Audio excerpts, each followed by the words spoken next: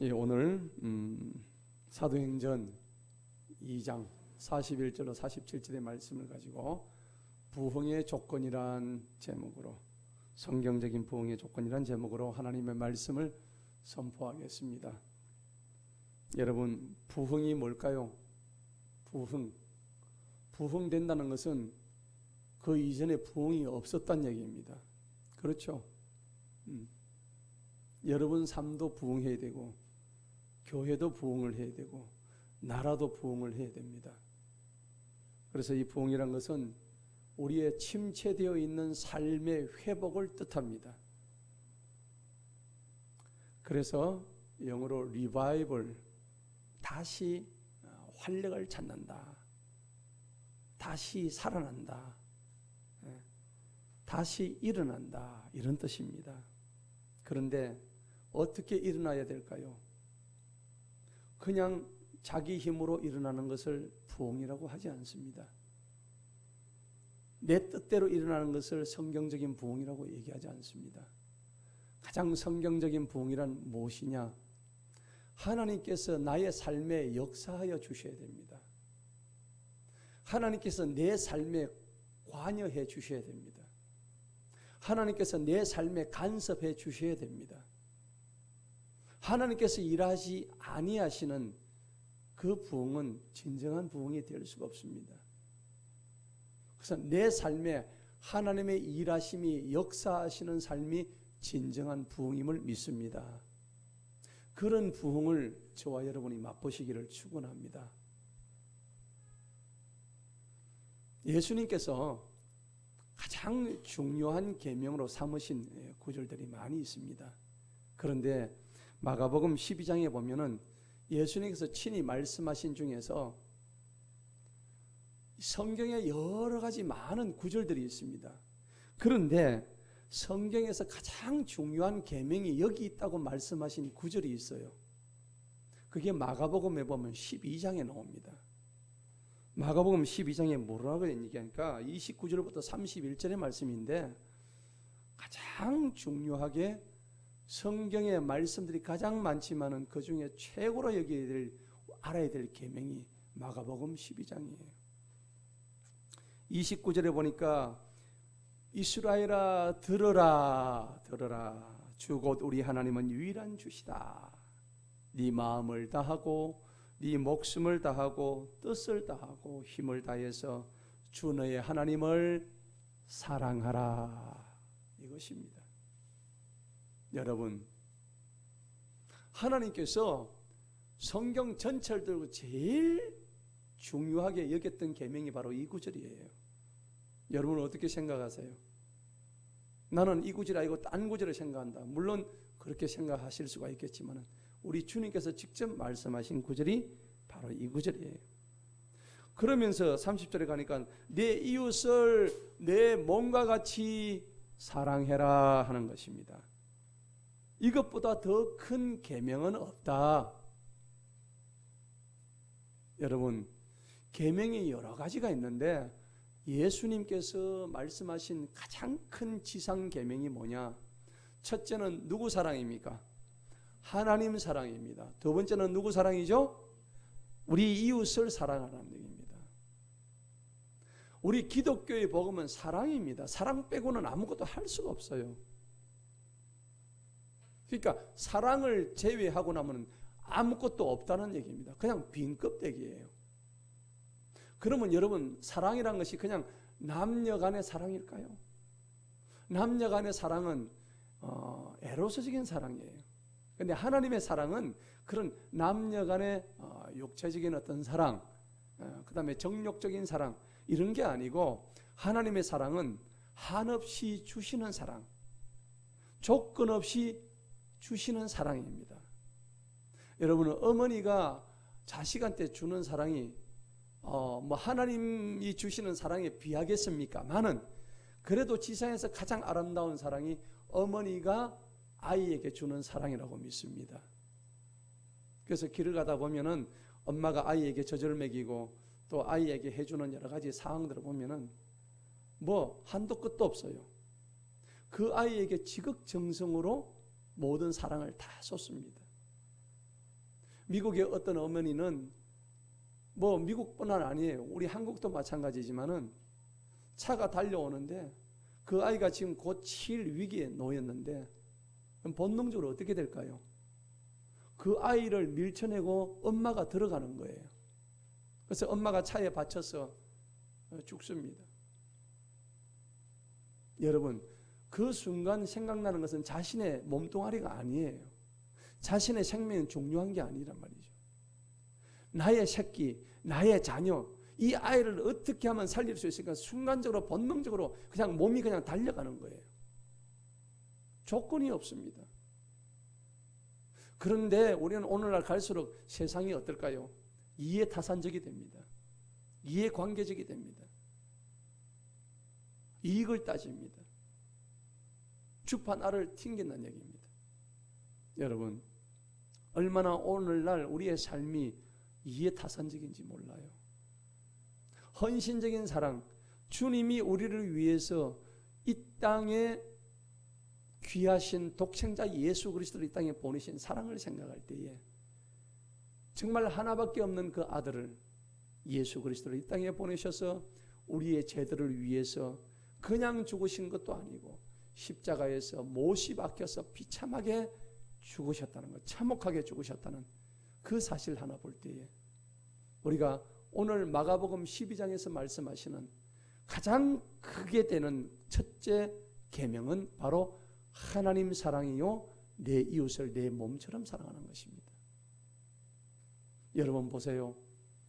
성경을 우리가 많이 보고 신앙생활을 잘하는데 저 사람은 하나님 말씀도 잘 지켜요. 믿음도 좋아요. 그 다음에 여러 또 기도도 많이 해요. 찬송도 잘하고요. 말씀도 많이 알아요. 근데 정작 그 사람한테서 사랑이 없습니다. 사랑이 없으면 아무것도 아니라고 했습니다. 고린도전서 13장에 그 사람에게서 사랑이 없으면 너희는 아무것도 아니다 그랬습니다. 그런데 오늘 부흥의 조건이라는 이 말씀이 우리에게 어떻게 적용이 될까? 제가 늘 드리는 말씀이지만은 신앙은 관계입니다. 관계. 이 관계 속에서 이루어지는 것이 우리의 신앙생활이에요. 자기 신앙은 좋은데 남하고 신앙관계는 안 좋아요. 그 사람은 자기 신앙은 잘 지켜요. 그런데 다른 사람의 관계에서 신앙은 완전히 엉망이에요. 그런데 성경 곳곳에서 뭐라고 얘기하냐면은 너희의 선한 행실을 보여라. 그것으로 인해서 너희들을 보고 예수님을 믿게 될 것이다. 여러분 한번 생각해 보십시다. 나의 선한 행실이 어디 있습니까? 나의 선한 행실을 보고 나를 보고 누가 예수를 믿겠느냐는 거죠. 성경은 곳곳에서 그 얘기를 하고 계십니다. 오늘 성경적인 부흥의 조건이 뭐냐? 굉장히 오늘 이 사도행전에서 말씀하시는데 오늘 이 신약에서 사도행전만 말씀하시는 게 아니라 구약에 들어가다 보면은 곳곳에서 부흥의 조건을 많이 말씀하고 있습니다. 구약적인 조건은 어떻게 했느냐? 언제나 하나님의 백성들이 모든 면에서 형편없이 영적인 상태가 떨어졌어요. 떨어졌을 때 하나님은 위대한 선지자를 통해서 하나님께서 부흥을 약속하시고 부흥을 보여주셨습니다. 창세기 4장 26절에 보면 에노스의 사람들이라는 제목이 나옵니다. 여러분 이번에 우리 제주 선교학교 에노스 선교학교의 그 주제 말씀이 창세기 4장 26절이에요. 그래서 거기 보면은 에노스 시대 때 셋의 후손인 에노스 시대 때 비로소 사람들이 여호와의 이름을 불렀더라라고 되어 있습니다. 그 전만 하더라도 하나님 이름을 부르지 않았다는 얘기입니다. 여러분 하나님의 이름을 부른다는 것은 창세기적인 부흥의 조건은 뭐냐니까 결국은 하나님한테 감사하는 기도를 의미하는 것입니다. 여러분 감사하지 않으세요? 모든 것이 감사하지 않습니까? 마치 우리는요 감사를 잊어버린 사람들 같이 매일매일 우리가 불평하고 매일매일 우리가 원망하고 별로 기뻐하는 것보다 그냥 우리가 그냥 이렇게 아무 생각 없이 기쁨 없이 살 때가 훨씬 많다는 거죠. 한번 스스로 반문해 보시기 바랍니다. 빌립보서 4장 6절에서는 항상 기뻐하라. 날마다 기도해라. 쉬지 말고 기도해라. 항상 기뻐해라. 내가 다시 말하노니 너희는 기뻐하라 그랬습니다. 목사님, 저는 기뻐할 일이 별로 없습니다. 몸이 괴롭습니다. 내 인생이 정말 험악합니다. 그래요. 그렇지만 아직 우리가 감사해야 될 게 많잖아요. 여러분, 그렇지 않습니까? 아직도 내가 숨 쉬고 있잖아요. 여러분, 아직도 내가 돈 벌고 있잖아요. 내가 두 다리로 걸어가고 있잖아요.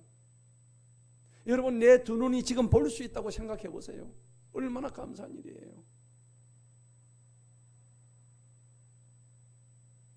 제가 엊그제 우리 전도사님과 부민병원 가가지고 전도를 했는데 저는 5층에서도 8층까지 이제 계속 전도를 했는데 참 신기하게도 제가 그날 전도한 사람은 단 한 사람도 예수님 믿는 사람이 없더라고요.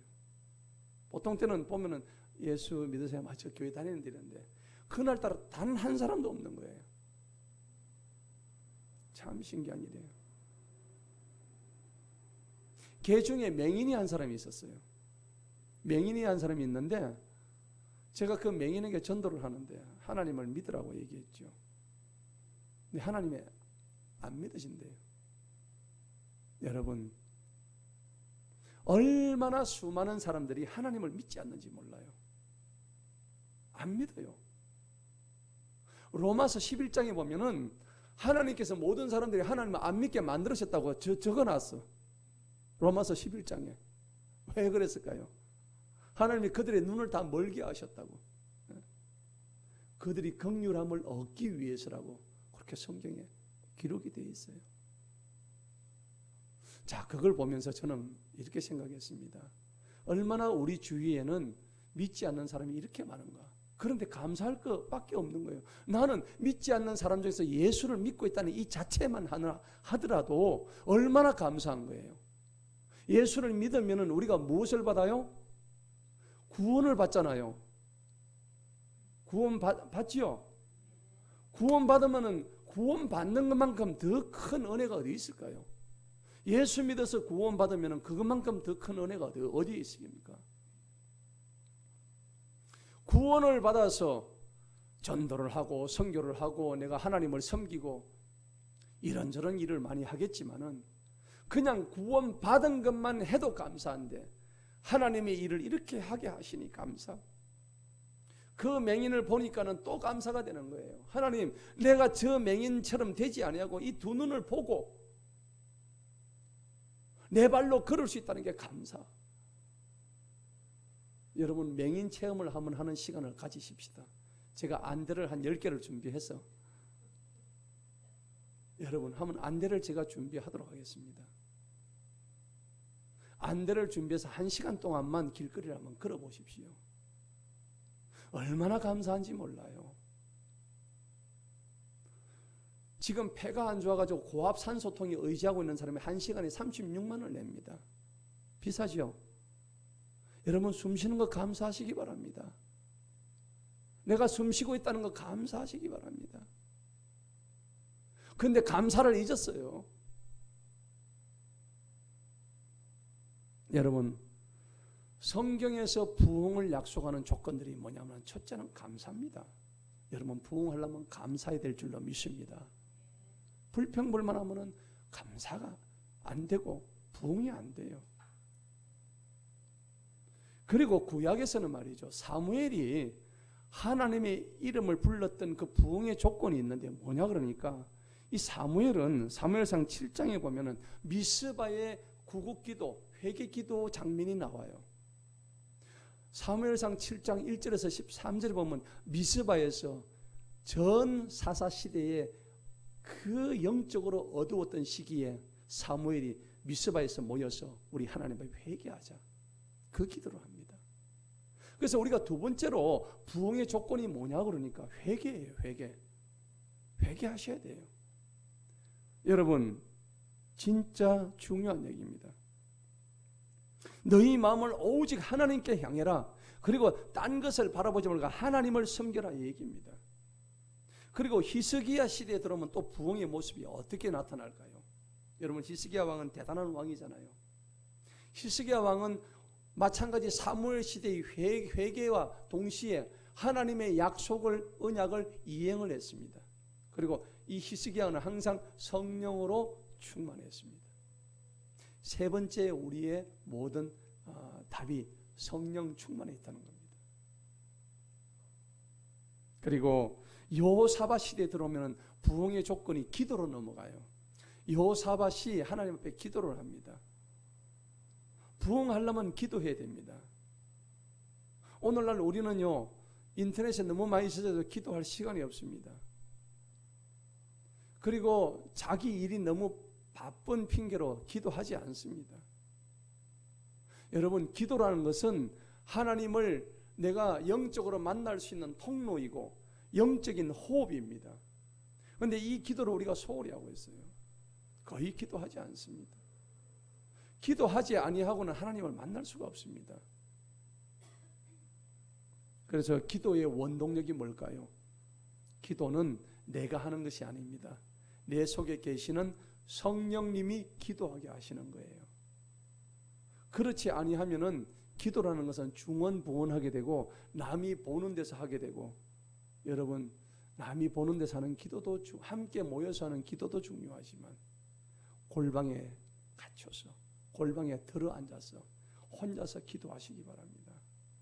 마음껏 부르짖으시기 바랍니다. 여러분, 우리 교회가 얼마나 좋습니까? 이 교회에서 24시간 여러분들이 언제든지 오셔서 기도할 수 있어요. 이 방은 항상 비어 있습니다. 여러분, 영적으로 다지실 때는 기도하시기 바랍니다. 오직 여러분들 의심하지 말고 하나님 앞에 기도하게 되면 하나님이 다 채워주실 줄로 믿습니다. 자, 이 구약에서는 그렇지만 오늘 우리가 읽었던 것은 구약이 아닙니다. 바로 사도행전입니다. 사도행전의 역사는 초대교회의 역사입니다. 초대교회의 역사가 뭐냐니까 오늘날 우리 눈에 보는 이 교회의 형태가 AD 35년부터 AD 70년까지 있었던 신약교회의 원형입니다. 오늘 이 교회가 AD 35년 이후로부터 생겼던 바로 신약교회의 모형이란 겁니다. 자, 그때 초대교회에 무슨 일이 있었을까요? 여러분, 오늘 성경을 한번 보십시다. 자, 성경을 보니까는 사도행전 우리가 오늘 2장을 읽었는데 2장 1절에 보니까 오순절 날이 충만히 임했습니다. 그들이 다 한 마음이 되어 한 곳에 모여 있었죠. 여러분, 한 곳이 되어 한 곳이 있다는 것은, 한 마음이 되어 한 곳이 있다는 것은 무엇을 사랑했기 때문에 그렇습니까? 위에 계신 하나님의 사랑입니다. 아까 말씀드렸죠. 가장 큰 계명 중에 첫째 되는 계명이 하나님을 사랑하는 겁니다. 그래서 초대교회 사도행전적 이 성도님들은 날마다 어떻게 해요? 한 마음이 되어서 한 곳에 모였습니다. 그 마음이 뭐냐? 바로 하나님 사랑이었다는 겁니다. 그래서 복음서에 나타난 부흥의 조건은 바로 첫 번째로 뭐냐? 하나님 사랑입니다. 하나님에 대한 절대적인 사랑인 것입니다. 요한복음 3장 16절에 보면 하나님이 세상을 이처럼 사랑하셨습니다. 그래서 우리에게 독생자 예수 그리스도를 주셨으니 이는 저를 믿는 자마다 멸망치 않습니다. 그리고 다 영생 구원 얻게 하려 하심이니라. 요한복음 3장 16절에서 분명히 우리에게 하나님의 사랑을 나타내 보여주셨죠. 그리고 요한일서 4장 8절에 보니까는 하나님은 사랑이시라 그랬습니다. 영어로 God is love. 우리 교회 벽에 선전 문구에 God is love라고 크게 써져 있습니다. 하나님은 사랑입니다. 여러분, 진짜백의 사랑을 어디서 찾아올 수 있겠어요? 여러분, 남녀 간의 사랑도 변질됩니다. 예. 우리 저렇게 앉아있지만은 언젠가 또 마음이 변할지 몰라요. 그렇죠? 예. 부부가 살다가 또 언젠가 또 이혼해요. 예. 사람의 마음은 알 수가 없단 말이에요. 하지만은 하나님의 사랑은 영원토록 변함이 없다는 겁니다. 그걸 아셔야 돼요. 그래서 하나님의 사랑이란 것은 바로 당신의 귀하신 독생자 예수를 이 땅에 보내주셔서 우리를 죄에서 구원시키셨던 그 엄청난 고난을 감당하신 십자가 사랑이라는 것을 아셔야 됩니다. 여러분, 예수님이 죽으실 때에, 십자가에 못 박혀 돌아가셨을 때에 그냥 죽었으면 끝나는 것이죠. 그냥 끝날 뿐입니다. 하지만은 예수님은 죽으시고 3일 만에 다시 부활하셨습니다. 죽어도 죽는 게 아니죠. 죽어도 영원히 사는 부활에 대한 소망을 우리에게 주신 거란 말입니다. 자신의 삶을 통해서. 여러분, 우리는 죽어도 죽는 게 아니라는 것을 믿으시기 바랍니다. 우리는 영원한 소망을 가진 그러한 생명, 영생의 존재입니다. 제가 오늘 아침에도 문자로 보냈지만은 예수님을 믿어야 됩니다. 언제 믿어야 됩니까? 지금 바로 믿어야 됩니다. 여러분, 죽고 나면 믿을 수가 없습니다. 내 호흡이 떨어지는 날은 내가 예수님을 믿을래야 믿을 수가 없습니다. 우리의 호흡이 맞춰지는 날, 우리의 영혼은 하나님의 심판대 위에 설 것입니다. 그리고 우리의 행위대로 하나님께서는 다 보응해 주실 것입니다. 갚아주십니다. 여러분, 하나님을 두려워하시기 바랍니다. 하나님을 경외하시기 바랍니다. 하나님을 사랑하시기 바랍니다.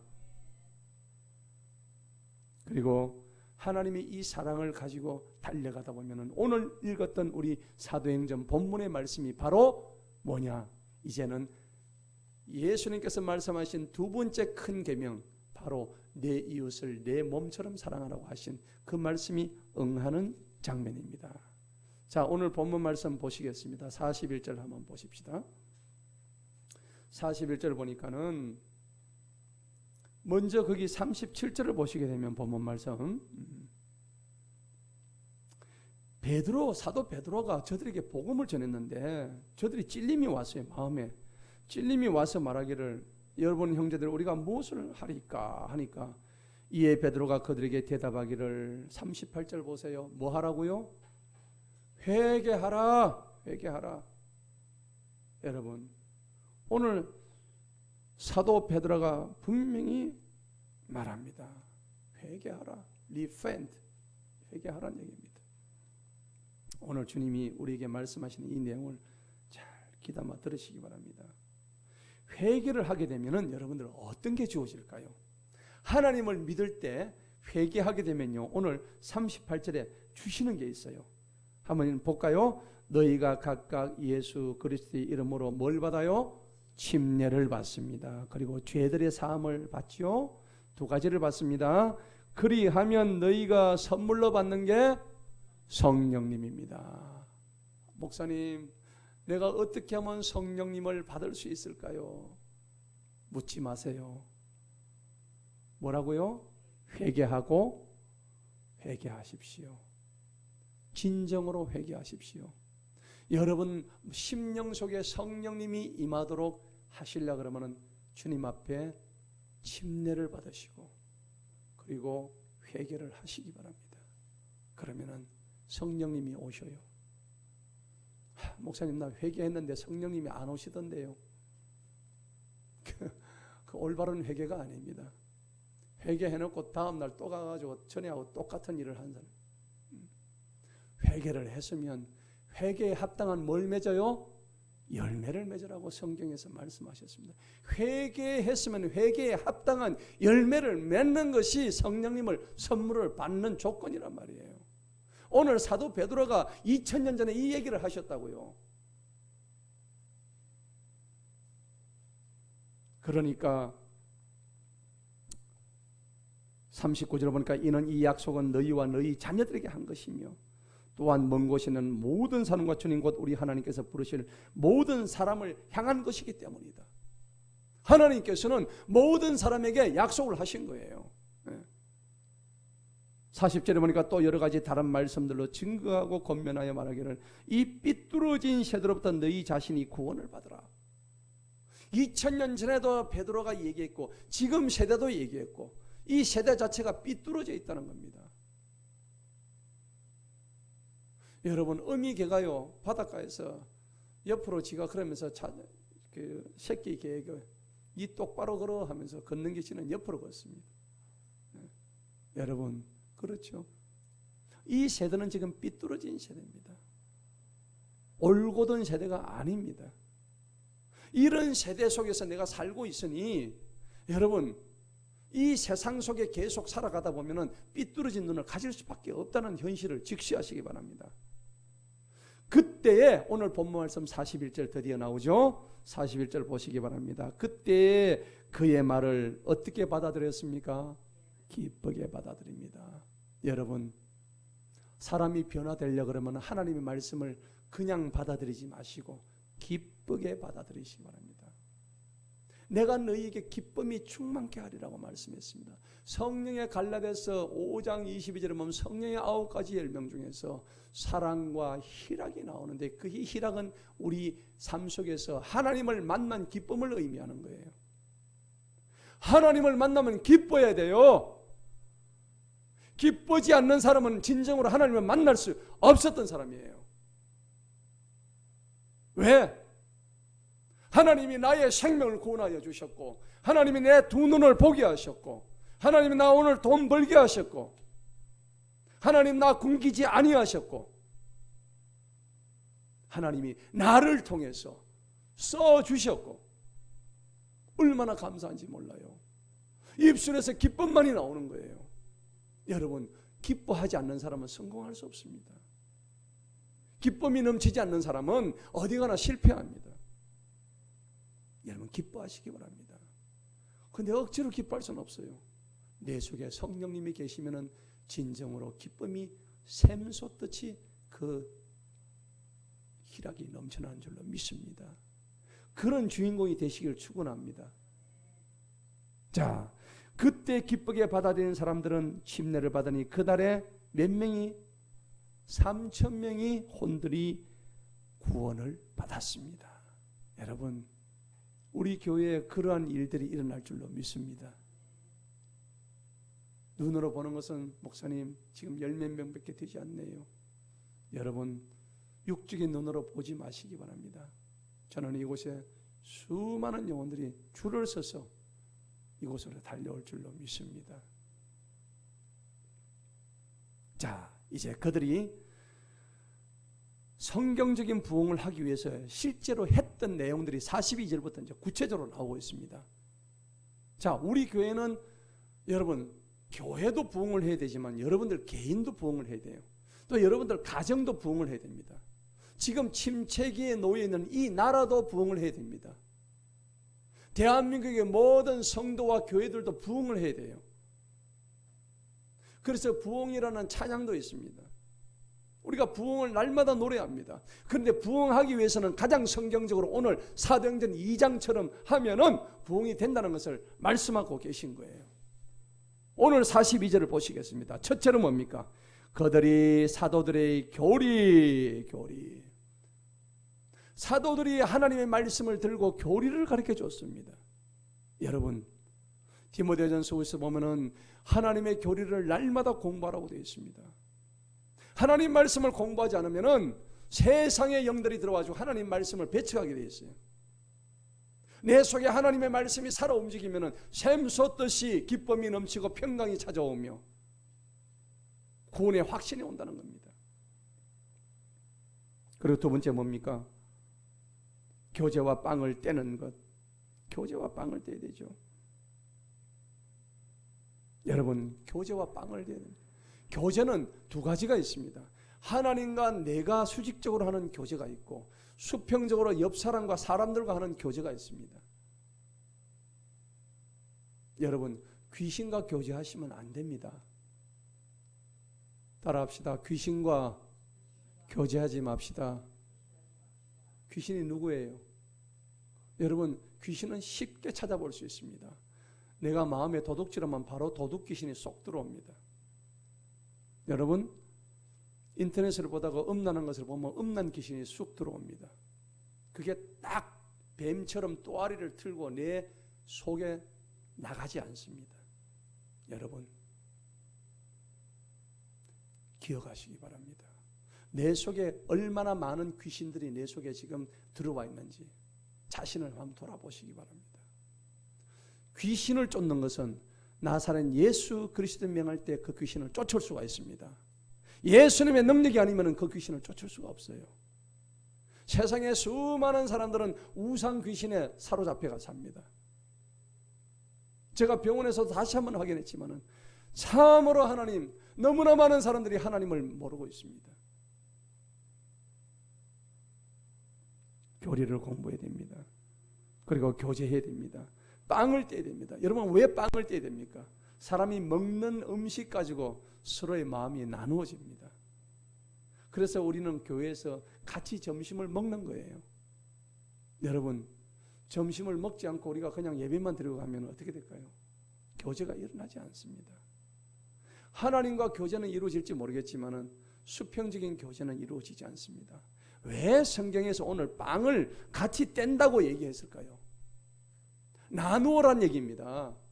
같이 밥을 먹으면서 너희들끼리 서로 정을 나누란 얘기입니다.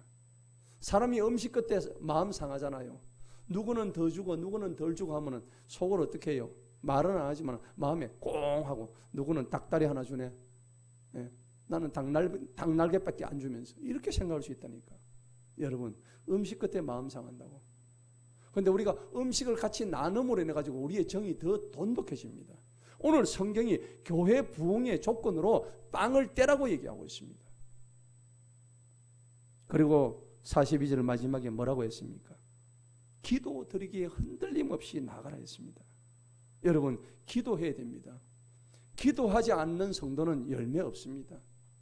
기도할 때에 흔들림 없이 꾸준히 나가라 했습니다.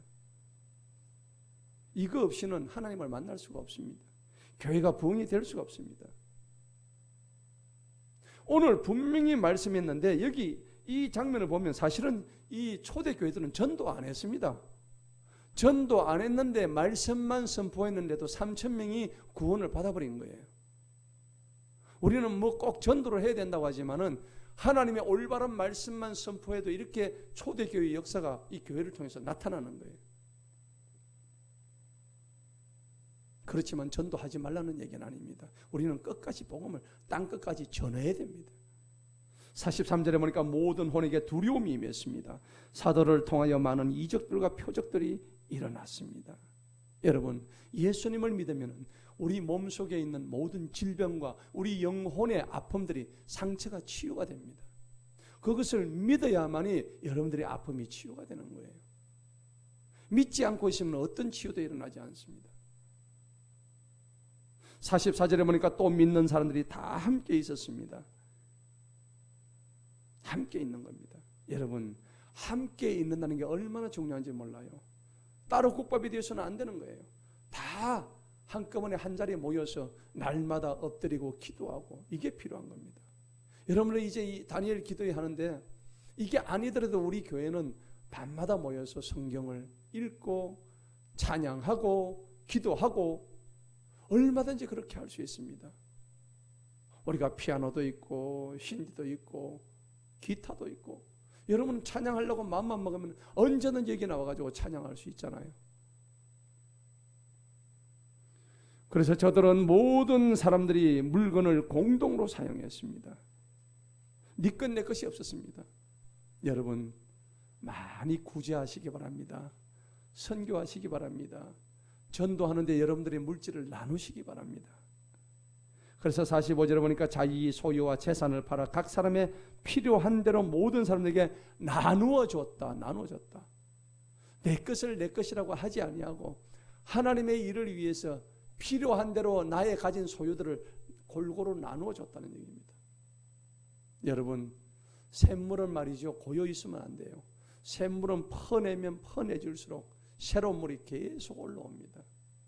그러니까 여러분들이 가지고 있는 것을 이것이 내 것이냐 하고 너무 소유하지 마시고 많이 나누어 주시기 바랍니다. 하나님께서 그 빈 창고를 하나님께서 풍성하게 채우실 줄로 믿습니다.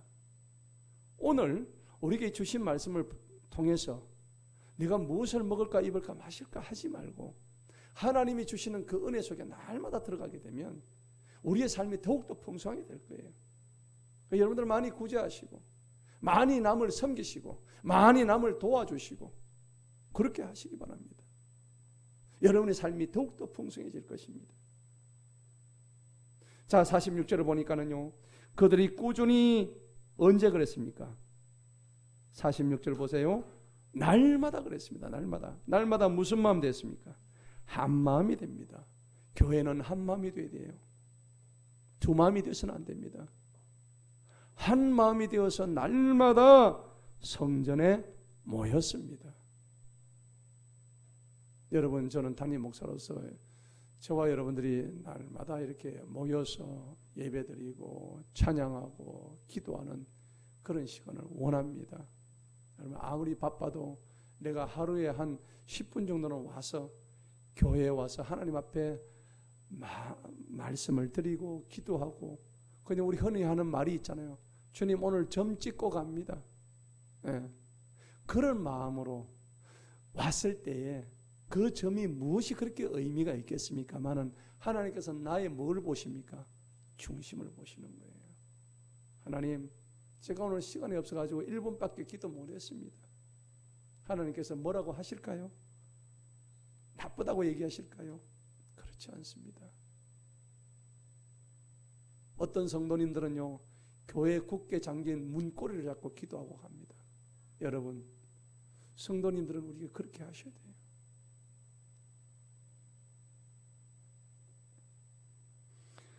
날마다 한마음이 되고 성전에 모여서 집에서 집으로 돌아가며 빵을 나누고 단일한 마음과 즐거움으로 음식을 먹.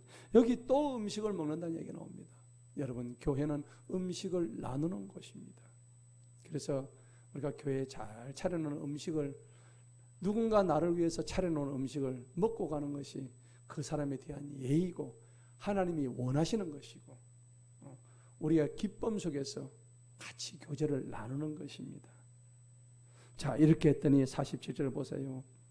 하나님을 또 찬양했습니다. 모든 사람들에게 무엇을 얻었죠? 호감을 얻었습니다. 여러분, 호감을 얻어야 됩니다. 호감. 어떤 사람한테 호감을 얻느냐면 모든 사람입니다. 나를 싫어하는 사람에게도 호감을 얻고 나를 좋아하는 사람에게도 호감을 얻고. 여러분, 우리의 신앙생활이 어떨까요? 저 사람 좋아하는 사람한테 호감 얻으면 그거는 호감이 아니에요. 나하고 안 좋은 사람에게도 호감을 얻을 정도의 나의 신앙의 자세와 태도와 본분을 보여줘야 된다는 겁니다. 이게 진정한 신앙생활의 본보기가 되는 것입니다. 여러분, 교회 내에는 다양한 사람이 있습니다. 다양한 성질과 성정을 가진 사람들이 있습니다. 교회가 한 사람의 어떤 특정한 성격으로 이루어지는 것이 아닙니다. 그리고 다양한 사람들이 모여서 이합 집산하는 곳이 교회입니다. 그리고 교회는 의인이 모인 곳이 아니고 죄인이 모였어요. 나와 같이 더러운 죄인이 모인 곳이 이 교회란 말입니다. 하나님은 의인을 찾는 것이 아니라 이 더러운 죄인들을 찾고 계시는 거예요. 길을 잃은 한 마리 양을 지금 찾고 계시는 거예요. 그게 바로 나 자신이고 우리 자신이에요. 교회는 결국 무엇이냐?